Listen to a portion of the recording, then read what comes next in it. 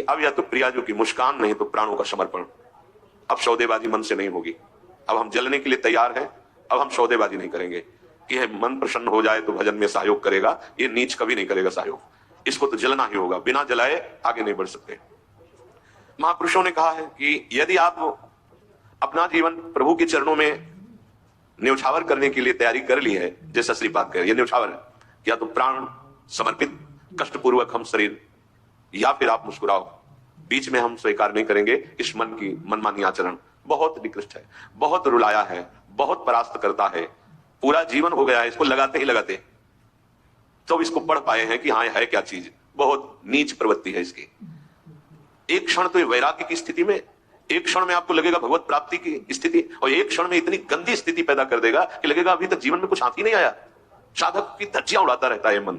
और गुरु कृपा पात्र जो चाल इसकी समझ गया, हर चाल पे वही लगाम खींच दी, बच गया। नहीं, बहुत नीच प्रवृत्ति का है ये। अगर इसको समझ पाओगे तो आगे बढ़ पाओगे, नहीं तो निराशा पैदा करके भगवान से विमुख कर देता है। लाखों चलने वालों में कितनों को गिरा दिया, आगे बढ़ने लायक नहीं रखा। इसी मन का खेल है। तुम अपना जीवन प्रभु के चरणों में न्यौछावर कर दिए। अब उनकी कृपा की बाट जो होते हुए मस्त रहो। और ये मस्ती मन के निरीक्षण से युक्त बनी रहनी चाहिए। मन को ढील दिया ना जहां कि आज तो बहुत बढ़िया भजन हुआ, आज बहुत आनंद, वही निकल के फंसा देगा। ये अनुभव की बात है। आनंद की उमगन में इसके निकलने के चांस होते हैं। वो उसी जब साधक आनंद उमगन में होता है तब वो निकलकर किसी विषय में उसे बांध देता और उस आनंद को खा गया।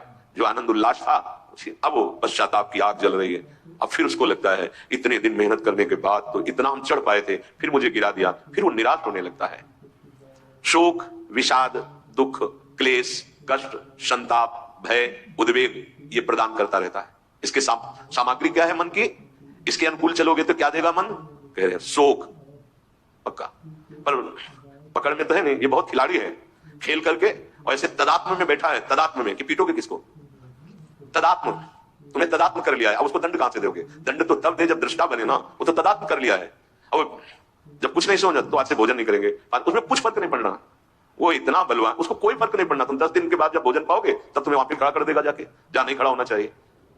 ये सबसे बड़ा बंधन मन है।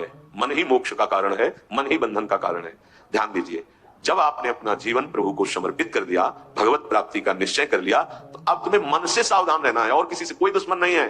कोई हमें भ्रष्ट नहीं कर सकता त्रिभुवन में। कोई हमारा किसी भी तरह से आनंद का नाश नहीं कर सकता। एक दुश्मन है, वह मन। ये बहुत अनुभव की बात कहते हैं। जिसने मन पर सदैव निरीक्षण दृष्टि रखी वो आगे बढ़ गया।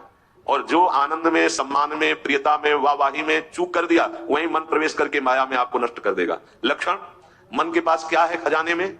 जब मन के आप अनुकूल चलेंगे, मन के अनुकूल, तो आपको क्या देगा? शोक, विषाद, दुख, क्लेश, कष्ट, संताप, भय, उद्वेग, ये आपको देगा।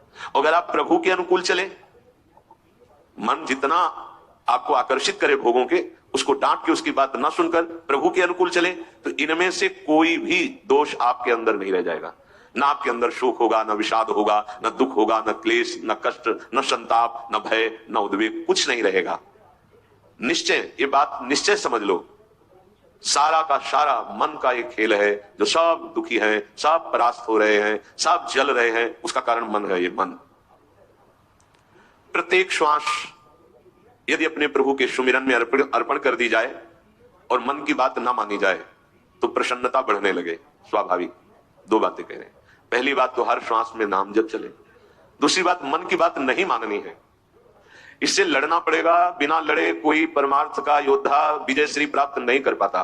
और ये बहुत रुलाता है, बहुत दुख देता है। यही प्रतिकूल हो जाता है। पहले फुसलाएगा आपको, तन्मय करेगा, इसे छू लेते हैं, इसे देख लेते हैं, इसे भोग लेते हैं, बड़ा सुख मिलेगा। तो आपने यदि उसके अनुकूल कर लिया तो वही फिर शोक, विषाद, दुख, क्लेश, अशांति ये फेंकेगा।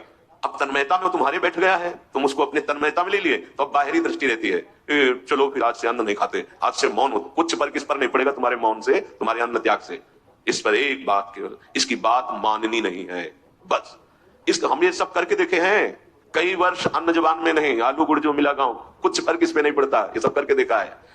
बस चतुर सावधान वही जो हर श्वास नाम जप करके इसके खिलाफ रहता है। अब देख लो इसकी खिलाफत करना कितना कठिन बात है। मनोवेग है ये। इस वेग को जो सह गया उसको महात्मा टूट गया वही दुरात्मा बना देता है। बहुत निंदनीय आचरणों से युक्त है मन। आप देख लो, अगर इसको सुधारना चाहते तो इसके खिलाफ कमर कसनी पड़ेगी आपको, जबरदस्ती इसको भजन में लगाना पड़ेगा और इसकी बात नहीं माननी होगी।